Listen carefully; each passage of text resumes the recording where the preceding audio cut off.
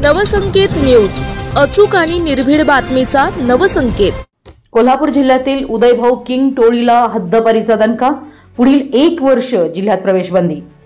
जिल्ह्यातील शांतता, सुव्यवस्था आणि नागरिकांच्या सुरक्षेस धोका निर्माण करणाऱ्या उदयभाऊ किंग या कुख्यात टोळीवर कोल्हापूर पोलिसांनी कारवाईचा बडगा उगारलाय।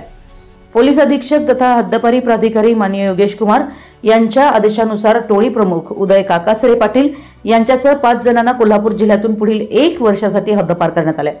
शिरोळ तालुक्यातील दत्तवाड गावातील ही टोळी विविध अवैध कृत्यांमध्ये सक्रिय होती।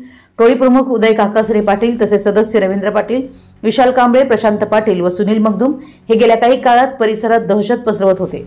यामुळे सामाजिक स्वास्थ्यास धोका निर्माण होत होता।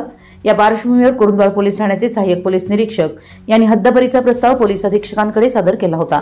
प्रस्तावावर चौकशी अधिकारी म्हणून उपविभागीय पोलीस अधिकारी शाहूवाडी यांची नियुक्ती करण्यात आली होती। चौकशीनंतर संबंधित टोळीच्या कारवायांमुळे परिसरात निर्माण झालेल्या असुरक्षिततेच्या पार्श्वभूमीवर हद्दपारीचा निर्णय घेण्यात आला।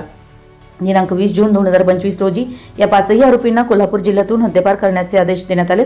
यानंतर कुरुंदवाड पोलिसांनी आदेशाची अंमलबजावणी केली। पोलीस अधीक्षक योगेश कुमार गुप्ता यांनी नागरिकांना आवाहन केले की हद्दपार करण्यात आलेले आरोपी कोल्हापूर जिल्ह्यात कुठेही दिसल्यास तात्काळ नजीकच्या पोलीस ठाण्यात किंवा नियंत्रण कक्ष क्रमांक 0231 26 62 333 वर माहिती द्यावी। माहिती देणाऱ्याचे नाव गोपनीय ठेवण्यात येईल असंही त्यांनी स्पष्ट केलं।